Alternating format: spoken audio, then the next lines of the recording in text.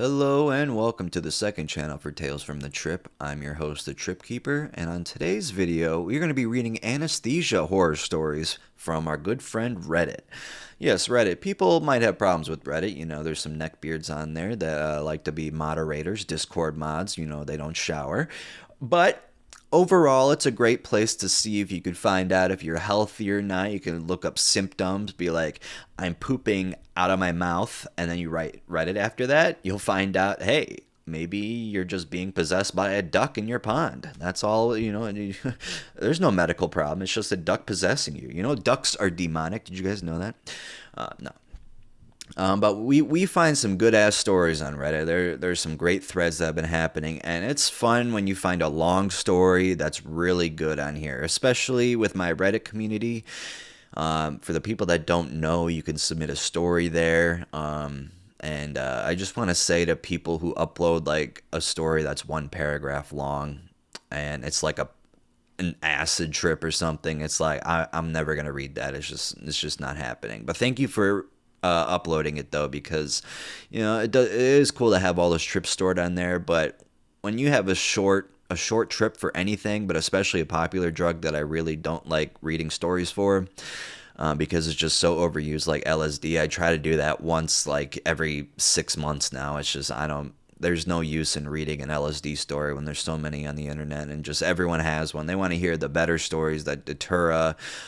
Even though DPH is popular, that's a really and overused. That one's a fun one because there's some different shit that happens on that. LSD is like, dude, I saw a tree and it was fucking spinning. Like, you know, it's just overused, you know. And you could just skip to when I do the anesthesia horror stories. I don't know when that's going to be, but I'm going to be rambling on a little bit here, so get prepared for that. But yeah, just if you have a really interesting experience with like a different type of drug, you know, I told this one guy to upload his kava story, and he did. Like, I'm going to be doing a kava video pretty soon. That's what I like to see. Any inhalant stories, I can always look for those, because Arrowwood, as much as I love it, I'm going to be running out of inhalant stories pretty soon here. And they're all very short, mostly. I think I've read most of the long ones on there because, you know, I don't expect them to be long because it's an inhalant story. But the ones that are, I gotta save them up, you know, because I can't just keep doing them. I know everyone wants me to do inhalant stories now ever since the fucking huffing gasoline video got really, really popular. Almost 1 million views. It's crazy. I can't wait for it to reach it. I hope it does. But it usually gets a lot of views each day. And that's the video that got my channel really popular, so I'm thankful for that. So I will be doing gasoline videos all the time and other inhalant. Those get the most views, it seems like, even more than Datura and Benadryl. And they're my favorite too because it's so fucked up, like, just to do inhalants, any kind, even, you know, nitrous oxide. You know, I'll still do that. I gotta do that pretty soon, but yeah. I like listen to butane stories, ether. I gotta do more ether stories. Fucking air duster. Like, you could do all that shit. Like, shit, I'll start huffing this shit to make it a story on my Reddit community too. No, I'm not going to. I'm too busy huffing oxygen. But yeah, I appreciate everyone's support on there. You know, just uploading stories, even though, you know, it's overused. You know, shrooms a little overused too. Like my last shroom video that I just uploaded on Wednesday. That was yesterday. It's not doing so hot. It's a 6 out of 10. It says, if you guys don't know what that means, like when you upload videos, it shows you your last 10 that you've uploaded, including that one, and it shows you how well it's performing against all the other ones, and it's 6th.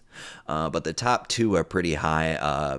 The number 1 is the meth psychosis video, which is doing really well. Psychosis videos do amazing, especially meth psychosis. Like, ooh, I love to. A really good psychosis story will get you a lot of views. Like, I'm not playing around with that shit. That is just fucking. I love seeing them, and I appreciate people suffering for entertainment, for the entertainment of the people. But I just, you know, want everybody to be okay, of course. If you do suffer through that, you know, you can at least make it better by hearing your story on my channel. So if you have a psychosis story and it's long and detailed, type it out. it's going to be featured on my channel. There's no doubt. It may not be featured right away, but if I see it and I'm trying to find a story to read and I see that you uploaded fucking gasoline psychosis, dude, I'm going to stop everything. I'm going to read that shit, especially if it's long. Like, I'm not going to, if it's a short story, it just really aggravates me because like now I got to find other stories to add on to it because I think I do a lot better with one longer story than I do with multiple shorter stories. It used to be the other way around where I would do better with the shorter stories that I would put in a compilation. But yeah, now it's like if more people watch it when I do one story, I'm gonna keep on doing that more. Even though if the shorter, longer videos do better, but that's why I like having longer stories because if you just follow one and it can be done, you'll be asleep by then. But yeah, I like to have a long psychosis story that's over 17 minutes long at least. The reason the meth psychosis video did so well because it's over 20 minutes, and it's a very interesting story. But yeah, I also want to talk about my mental health right now. I've been doing a lot of running, trying to clear my head with that. I know I was saying that before, that everything is just stressing me out. It's just, on my Instagram, I get a lot of messages every day, and it's just, I can't keep up with that, with my job and doing this and trying to make people happy by responding to a lot of them. That's why I don't, I can't take the time to do it as much as I used to. Like there was never this much, but now it's just like, if I love it when people say, I love your videos, you're doing great. I love those. I love getting those messages. But to hold the conversation, it's really hard to do nowadays. Because I just got so much on my fucking plate and I can't really remember to respond because there's just more and more just keep coming in and it's just, yeah. But I'm glad you guys really respected what I put on my Instagram about saying that I need some time. I really appreciate it. The only messages I've gotten were people showing support. So I really appreciate that. I thank you for understanding. I mean, that means a lot to me. And I just got to do this until I feel better. I do feel less stressed out. I'm not really as stressed out right now at all. Like I feel more calm and I'm ready to go back, but I want to be for sure before I start doing that because I'm still anxious and depressed. That'll never go away, but I can at least manage it a little bit better, and it has been better ever since I put that on my story. So. I really appreciate you guys understanding for that. It means a lot that you guys care enough that you would actually listen to me. Not a lot of people have that what's the word? Not a lot of people have that opportunity, or not opportunity, whatever. You know what I'm trying to say. So now that I got that out of the way, 8.5 minutes in, let's read these anesthesia horror stories. All right, this is on Ask Reddit. Ask Reddit is fun. Do you guys listen to the Ask Reddit videos? I like to listen to that. Even though they're TTS voices, I can listen to it. I think people using TTS voices are really like lazy. Because they don't bother to check, like, if there's a grammatical error in it, or someone who wrote a word and there's like multiple letters at the end of it. Like if you were saying what and it was just what with like 80 T's, and then the TTS voice would say that, it would just go what, and it just would keep going. You gotta fix that. People who do that shit, like it's annoying. It really is. And they just gotta know when their computer's malfunctioning, their computer voice malfunctioning. Like you got the easiest fucking thing you could do. Like I actually gotta read and edit this shit, and all you gotta do is enter the text into the voice, and it'll say it. So the least you could do is try to fix that. That's the only part that annoys me about it. But other than that, I like listening to them. But this is gonna be real. Real Ask Reddit. You know me. I'm the Trip Keeper, AI.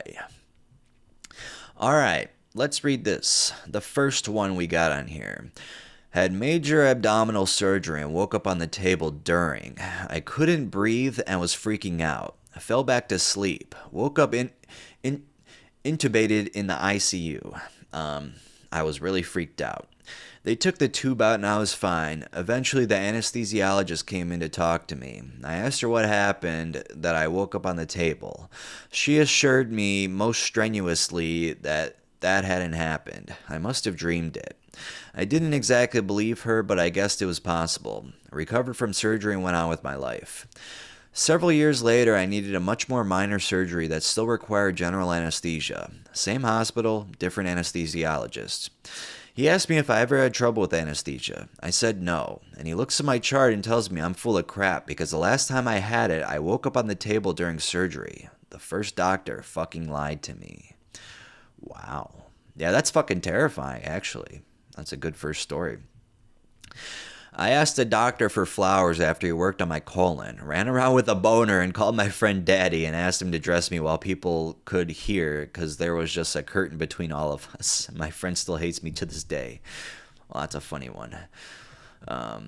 Is that a horror story? It's kind of a comedy story if you ask me. Great either way. All right, let's move on to the next one. This is by Dap2 Danny. Anesthetist asked me if I do drugs. I'm like, only weed. He. Then you'll get the same as usual. Gives anesthetics. Me 2 minutes later. Sir, this room is cold as fuck. Him. Why are you awake? You sure you only smoke? Me. Horrified thinking I did something wrong or might wake up in the middle of surgery. Him. More narcotics. Me. Gone. Excuse me. Doctor in the waking room. Tell me, kid, how did you manage to wake up every 30 minutes after being drugged like a heroin addict? Me, obviously confused. I only smoke weed. I don't understand. Doctor, thought you'd greet the team when I was elbow deep in your throat, but we got you knocked out again. Every time. Since then, I tell doctors I do a lot of drugs like cocaine and meth whenever I need surgery. Good, that's not often. Can someone explain why narcotics don't affect me like they should? What are possible reasons? All right. Next one. When I found out the anesthetic the dentist used doesn't work on me during a root canal. Oh, okay. He's saying when I found out the anesthetic the dentist used doesn't work on me during a root canal. All right. Feeling him cut the nerve was top 3 most painful moments of my life. Oh my God. Oh, jeez. How is that top 3? How is that only top 3? That would be number 1. Oh my God, just think about that. Cut the nerve. Ooh. It still gives me cold sweats. I still get ghost pains in that tooth even though it is dead. I wouldn't wish that on my worst enemy. I would. No, I can't say that about anybody. But if you did something bad to me that hurt me mentally, then whatever, I wouldn't care. But that's just horrible. You know, my tooth has been hurting a little bit. It went away today, but it was hurting for like a day. I was like, oh shit, another problem in my life. But yeah, it went away. Next one. I was put under, and when I woke up, I didn't have teeth anymore. To be fair, that was the goal, but it was scary to wake up to. I fought the nurses about a wheelchair exit, but gave in because I forgot how to stand. All right.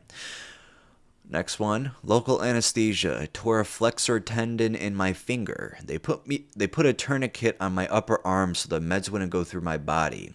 Doc shot something up my IV to numb the arm. Beforehand, he said, "This will burn a little." Bullshit. The pain seared up my arm and is something I will never forget. Worst pain I've ever felt. I woke up halfway through the procedure and the tourniquet on my arm was so tight that I was in pain the rest of the surgery. It reminded me of Brian Regan when he said, "If a doctor says you're going to feel a little pressure, buckle up." All right, let's see. This one's a little long. This is from an anesthesiologist. All right, let's read it. Anesthesiologist here. Patient in labor, first pregnancy. She's morbidly obese and has preeclampsia. Preeclampsia? Have you guys ever heard of that? I never heard of that. or preeclampsia. Sorry, I really don't know. I never heard of that before. Let me look it up. Actually, I want to know what that means, what that is. A serious blood pressure condition that develops during pregnancy. All right. How do you pronounce it? That's the next thing I want to know. In case I got other stories that I got to read that have that in it. Preeclampsia. Oh, preeclampsia. All right. Now we got it. She's morbidly obese and has preeclampsia. My resident places an epidural. Initially, it's working perfect. Several hours later, the patient requires emergent C-section due to fetal distress. Go to see the patient, and there's no longer adequate anesthesia on the right. Absolutely nothing. No one called us. Nurses didn't mention it. Resident didn't evaluate because she was just in another C-section. No time for spinal. No time for revising epidural. Move her onto the OR table. Press the mask down tight on her face to pre-oxygenate and expeditiously as possible. She's panicking, trying to ask us questions, but we need to get her topped up on oxygen as fast as possible. Expecting difficulty because she's super obese and preeclamptic. No time for awake intubation. No time for spinal or epidural. End tidal expired oxygen is 80%. All right, this guy has, you know how I'm pissed off about long sentences? This guy has really short sentences. Good as we're going to get. So this is honestly worse for me when I read, like, I hate this. Surgeons are pouring iodine on her drapes, going up, they're ready to cut. Presumably baby is still dying in there. No longer on fetal monitors, but presumably dying. See, there should be a comma before that but, not a period. That doesn't make sense. We're ready to go, so we push etomidate, propofol, and succinylcholine. Is that right? Succinylcholine, maybe? I'm sorry. I'm not going to look this one up. Patient stops crying and goes to sleep, fast. 5 seconds later, fasciculates as the paralytic sets in. Fasciculations are quieting. Okay, I gotta look up that one. Fasciculations. I'm terribly at reading the stories. This is why my main channel is good for that, because I look it up before when I'm struggling with the word. Fasciculations. All right. Fasciculations. I apologize for that. There's probably a fucking, well, actually, nerd in the comment section right now about to type something like, "Did you really not know how to pronounce that, you fucking asshole? Go get a dictionary, you fucking bitch." I already forgot. Fasciculations. All right. Fasciculations are quieting. Resident moves promptly to get video laryngoscope into her mouth. Laryngoscope? Because, the larynx, I really don't know. Forgive me. But her mouth won't open. So you move on to a new paragraph and you said, but her mouth won't open. I don't understand. She's had a paradoxical reaction to the paralytic. Of course, this is super rare, but of course, this patient is the one where it happens. The morbidly obese, preeclamptic emergency C-section. All right, we got the... Okay, I'm going to have to look this word up. The same word from before, because I don't want to... I hate when I mispronounce words. Succinylcholine. All right. Like suck a dick. Succinylcholine. Instead of relaxing her, the succinylcholine has made her jaw clamp down tight. No way to open her mouth. I take over from the airway from the resident. Jaws clamped shut tight. Jaws of steel, they call it. Total masseter rigidity. I try as hard as I can, but we can't get her mouth open.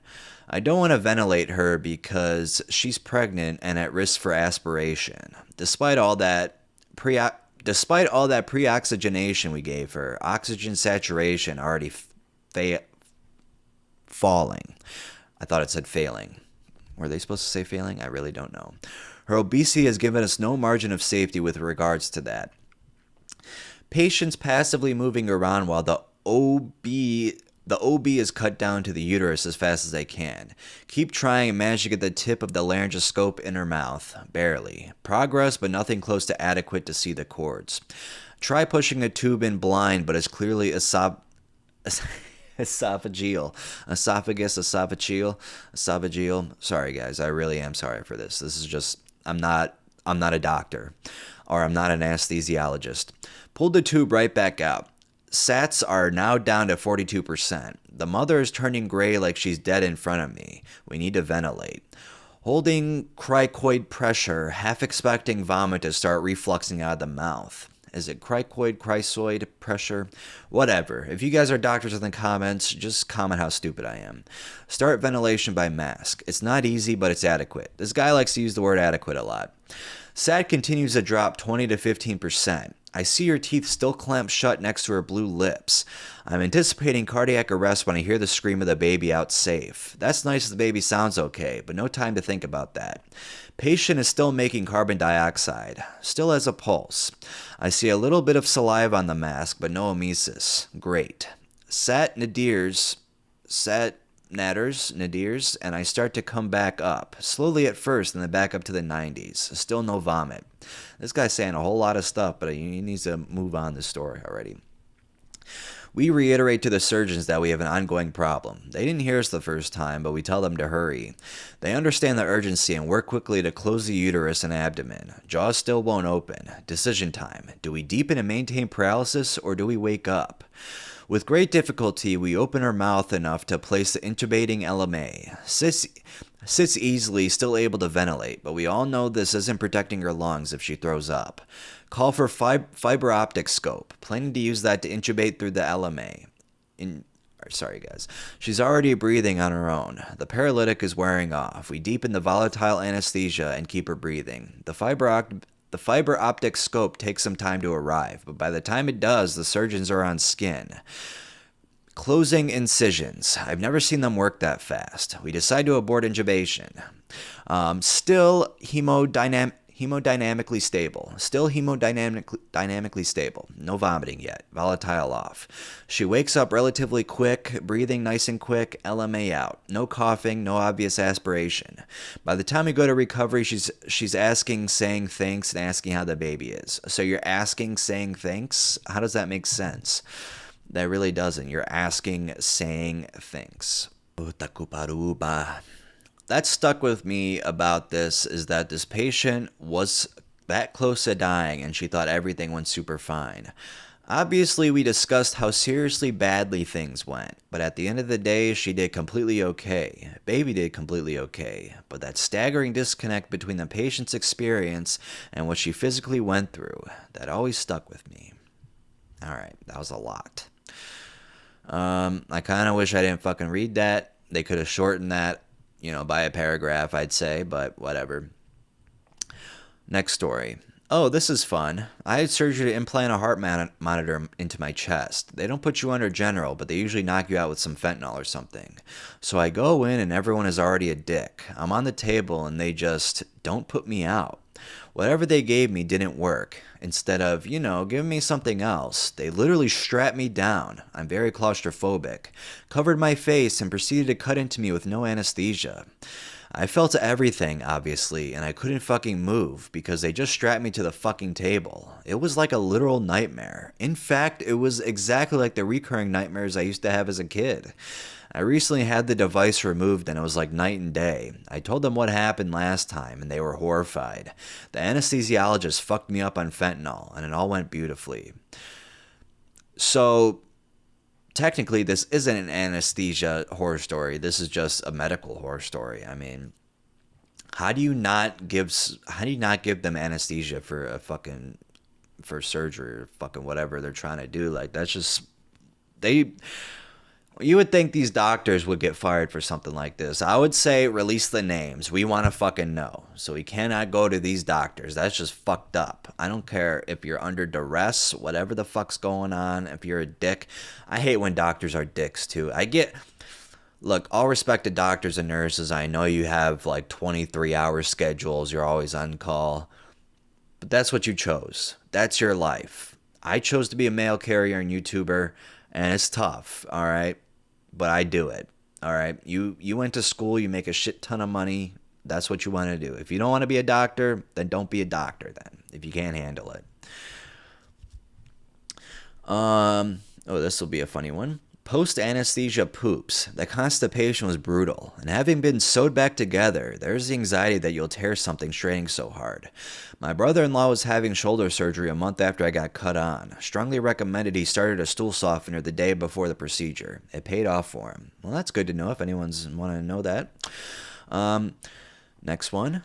I have a genetic disorder that, for some reason, causes me not only need more anesthesia than a normal person, but it also only lasts about half as long. I've woken up in the middle of an ERCP with the scope stuffed down my throat. Definitely felt like I was dying. Also, fairly recently had a root canal, this May/June, and every time the local would wear off before they were done with the appointment. That was hell. That sounds like hell. I was in for a small operation. No biggie. They asked if I wanted sedatives before, and I told them yes. I would say yes to that too. I'd be like, give me fucking all of it. Said I'd have a panic attack if I wasn't sedated. You could see where this is going. Now, I'm not sure if they just didn't believe me or what, but I get taken back, they hook me up, and everything is chill. Start getting the sedation, and it's already a drug that makes me emotional, but they still don't give me enough. I can tell it's not enough. I have good bodily awareness, you know. I'm telling them and it isn't enough, and they pause what they're doing and give me a little more, but it still is obviously not enough. By this point, I'm basically crying, but they've already started, and I figured I just gotta suck it up. It finally ends, and I just start bawling. I'm going through the discharge stuff with tears just pouring and waving off anyone who's trying to help, telling them the only thing I want is to leave. Not the worst day of my life, but it charts in the top 20 at least. Hey, we've lived lots of days, and if it's in the top 20, it sounds like a horrible day.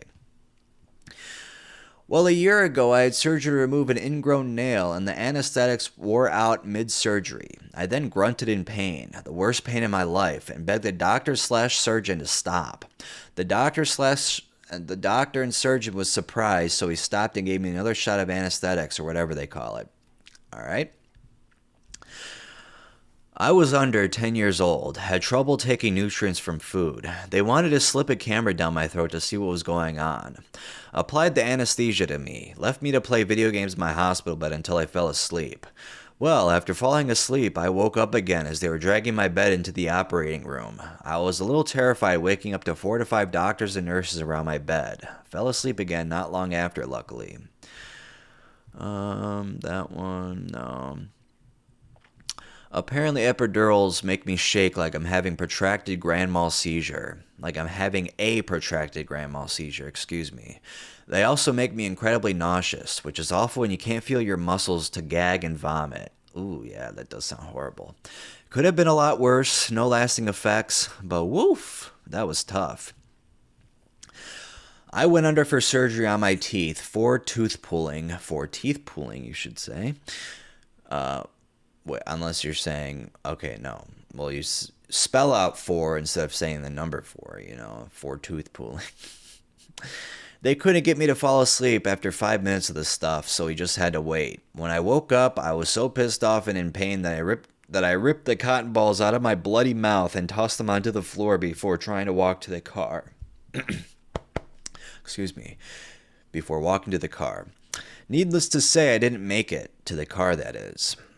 I read that a couple decades ago, a patient was given the wrong mixture/dose, whatever. He ended up paralyzed, but totally conscious, and endured the entire surgery that way. He later killed himself from the trauma. Oh my god, I gotta find that story. That's fucking insane. Damn. That's fucked up, dude. I have an issue with my feet and legs where they don't point straight. They point out, kind of making a V shape. I broke one of my legs and ankles in 3 places and was getting surgery. When they were done, I was coming out of surgery and could feel someone twisting my ankles, but was barely awake. They kept trying, and I'm in really bad pain, but can't really talk. Just like trying to moan stop. Or whatever that... Moan stop? The nurse didn't know about my issue and was trying to force my feet to be straight, which keep in mind I just had surgery on one of them. I could vividly remember just like trying to yell stop. Oh, okay, just like trying to moan stop. All right. I was like, what's a moan stop? Just like, I didn't put two and two together reading that really fast. Sorry. Which keep in mind, I just had surgery on one of them. I could vividly remember just trying to yell stop and move, but I couldn't. Last thing I remember was my mom yelling at them that my legs don't do that and to stop. And to stop. TOO stop. All right. I pass out again. Yeah, this guy's had a horrible fucking grammar. Just a terrible grammar paragraph. I really don't even know what the point of this was. I don't know. Reading is difficult off the cuff when you're trying to read for a fucking channel. But when you have the power of editing and stuff, it's easy. But just straight off the cuff like this, man, there's a ton of mistakes that people have, and then you just gotta go with it. Another one, I bit a huge chunk of my lip off when I was 11. It was awful. Do do do do do do do do do do do do do. Oh my god, I cannot stand this. When listening to Ask Reddit posts on YouTube, this is what they say. Every single one, like disturbing facts. You listen to every single disturbing facts video, this is what they'll say. Not a personal story, but it was believed in the late 19th century that babies could not feel pain, so they were subjected to surgery without anesthetics. They thought their expression of pain was just due to motor reflexes, but were disconnected from actual sensations. I'm sick of hearing that fucking fact. Same with the brain eating amoeba one. Like, every time they put that in there, it's like we already fucking know. All right, since this is the last one, I guess I'll read it, but it's not really that important. But anesthesia drops my blood pressure really badly after I wake up, so I passed out in my front door and almost onto a hospital floor. Okay, well maybe that one was a little interesting, but yeah. All right, that was Anesthesia Horror Stories. Give it up for Anesthesia. Woo! If you like this video, give it a like and subscribe if you're new, or don't. I really don't care. This is just for people who just want to hear some bullshit and just have me bullshit. This is for you guys. I hope you all have a good night, and I'm going to tuck you in really quickly here and give you a nice little kiss. All right. Do you want some cookies before bed? Yeah? All right, I'll make you some cookies. All right. Have a wonderful day, and here's another kiss. I love you all, and I hope my mental state recovers.